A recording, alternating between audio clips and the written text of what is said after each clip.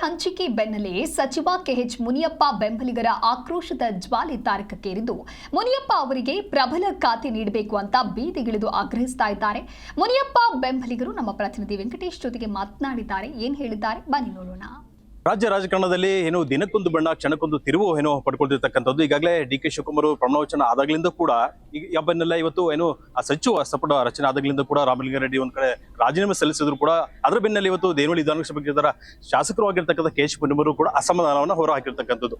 ಆ ನಿಟ್ಟಿನಲ್ಲಿ ಇವತ್ತು ದೇವನಹಳ್ಳಿಯ ಪ್ರವಾಸಿ ಮಂದಿರದಲ್ಲಿ ದೇವನಹಳ್ಳಿ ಭಾಗದ ಜೊತೆಲಿ ಹೊಸಕೋಟೆ ಮತ್ತೆ ದೊಡ್ಡಾಪುರ ಭಾಗದಿಂದ ಬಂದಿರತಕ್ಕಂಥ ಅವರ ಅಭಿಮಾನಿಗಳು ಮುಖಂಡರ ಜೊತೆ ಮಾದಾರ ಮಹಾಸಭಾದ ಎಲ್ಲಾ ಕಾರ್ಯಕರ್ತರು ಬೆಂಬಲಿಗರು ಸದಸ್ಯರು ಸೇರಿ ಒಂದು ಒಕ್ಕರಲ ಆಗ್ರಹವನ್ನು ವ್ಯಕ್ತಪಡಿಸಿರ್ತಕ್ಕಂಥದ್ದು. ಜೊತೆಲಿ ನಮಗೆ ಈ ಖಾತೆ ನಿಜಕ್ಕೂ ಕೂಡ ಅಸಮಾಧಾನ ತಂದಿರತಕ್ಕಂಥದ್ದು.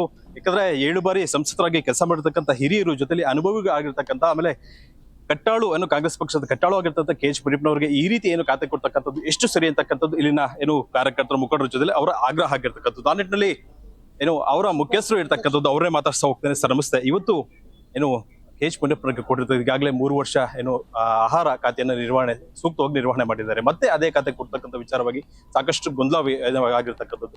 ಬೆಳಗ್ಗೆ ಕೂಡ ಸಚಿವರು ಒಂದು ರೀತಿ ಹೇಳಿಕೆ ಕೊಡೋದ್ರ ಮುಖಾಂತರ ಮತ್ತೆ ರಾಜ್ಯ ಸರ್ಕಾರದ ಮೇಲೆ ಬಿಸಿ ಮುಡ್ತಕ್ಕಂಥ ಕೆಲಸ ಆಗಿದೆ. ಯಾವೆಲ್ಲ ಆಗ್ರಹಗಳನ್ನ ಇವತ್ತು ಬೇಡಿಕೆಗಳನ್ನ ಇಡ್ತಾ ಇದ್ದೀರಿ ಸರ್? ನಮಗೆ ನಮ್ಮ ನೆಚ್ಚಿನ ನಾಯಕರು, ಈ ಸಮಾಜದ ಹಿರಿಯ ನಾಯಕರು ಇಡೀ ರಾಜ್ಯದಲ್ಲೇ ಅವರು 7 ಬಾರಿ ಸಂಸದರಾಗಿ 10 ವರ್ಷಗಳ ಕಾಲ ಕೇಂದ್ರ ಸಚಿವರಾಗಿ ಮತ್ತೆ ನಮ್ಮ ರಾಜ್ಯದಲ್ಲೂ ಸಚಿವರಾಗಿ ತುಂಬಾ ಅದ್ಭುತವಾಗಿ ಕಾರ್ಯಗಳನ್ನು ಮಾಡ್ಕೊಂಡು ಬಂದಂತ ನಾಯಕರು. ಅವರೇ ನಮಗೆ ಆಧಾರ ಸ್ತಂಭ.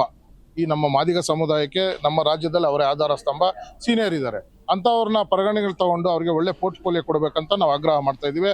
ಒಂದು ವೇಳೆ ಏನಾದರೂ ಮಾಡಿಲ್ಲ ಅಂದರೆ ನಾವು 224 ಕ್ಷೇತ್ರಗಳಲ್ಲಿ 165 ಕ್ಷೇತ್ರಗಳಲ್ಲಿ ಮಾದಿಗರು ನಿರ್ಣಾಯಕರಾಗಿರುತ್ತೇವೆ. ಮುಂದಿನ ದಿನದಲ್ಲಿ ಚುನಾವಣೆಗಳಲ್ಲಿ ಈ ಪಕ್ಷಕ್ಕೆ ತೊಂದರೆ ಆಗ್ತೈತೆ.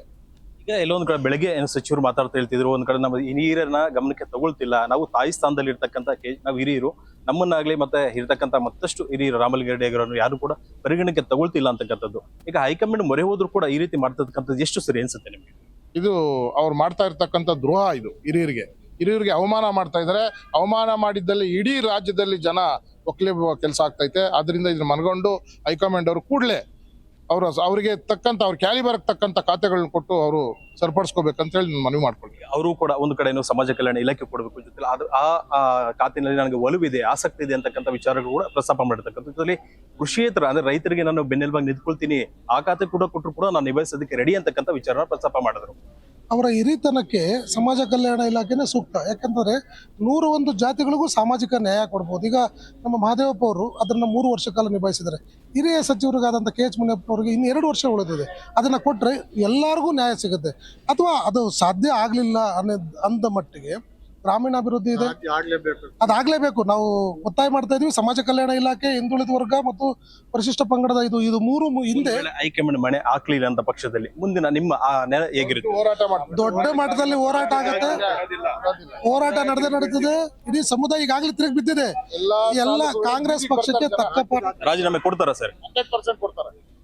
ಈಗ ಇಡೀ ಸಮುದಾಯ ಏನ್ ತೀರ್ಮಾನ ತಗೊಳುತ್ತೆ, ಮಾನ್ಯ ಮಂತ್ರಿಗಳು ಆ ಸಮುದಾಯದ ತೀರ್ಮಾನಕ್ಕೆ ಬದ್ಧರಾಗಿದ್ದಾರೆ. ಸಮುದಾಯ ಎಲ್ಲ ಒಕ್ಕೂರ್ಲಿಂದ ಹೈಕಮಾಂಡ್ ಹತ್ರ ಮೊದಲು ಒತ್ತಾಯ ಮಾಡ್ತೀವಿ. ನಮ್ಮ ನಾಯಕರಿಗೆ ಉನ್ನತ ಸ್ಥಾನ ಕೊಡಿ, ಗೌರವ ನಡೆಸ್ಕೊಳ್ಳಿ, ನಮ್ಮ ಸಮುದಾಯಕ್ಕೆ ನ್ಯಾಯ ಕೊಡಿ ಅಂತ ಒತ್ತಾಯ ಮಾಡ್ತೀವಿ. ಅವ್ರೇನಾದ್ರೂ ಸರಿಯಾಗಿ ನಡೆಸ್ಕೊಂಡಿಲ್ಲ ಅಂತಂದ್ರೆ ಮುಂದಿನ ತೀರ್ಮಾನ ಸಮುದಾಯ. ಈಗ ಸೌಮ್ಯ ಸ್ವಭಾವನೆ ಮಾರಕ ಆಯ್ತಾ ಕೆ.ಎಚ್. ಮುನಿಯಪ್ಪನವರಿಗೆ? ಈಗ ಅವರು ಅಪಾರವಾದಂಥ ದೈವ ಭಕ್ತರು. ಆ ದೈವ ಭಕ್ತರು ಮತ್ತು ಸೌಮ್ಯ ಸ್ವಭಾವ ಎಲ್ಲರನ್ನೂ ಒಂದೇ ರೀತಿಯಲ್ಲಿ, ಎಲ್ಲ ಜಾತಿ ಧರ್ಮಗಳನ್ನ ಒಂದೇ ರೀತಿಯಲ್ಲಿ ಕಾಣುವಂತ ಯಾರು ರಾಜಕಾರಣಿ ಇದ್ರೆ ನಾನು ನೋಡೋ ಪೈಕಿ ನಮ್ಮ ಕೆ.ಎಚ್. ಮುನಿಯಪ್ಪ ಅವರು ಯಾವುದನ್ನು ಕೇಳಿ ಪಡ್ಕೊಂಡಿಲ್ಲ. ಇದುವರೆಗೂ ನನಗೆ ಆ ಖಾತೆ ಕೊಡಿ, ಆ ಹುದ್ದೆ ಕೊಡಿ ಅಂದಿದ್ರೆ ಎಲ್ಲೆಲ್ಲೋ ಹುದ್ದೆಗೆ ಪಡ್ಕೊಳ್ಬೋದಾಗಿತ್ತು.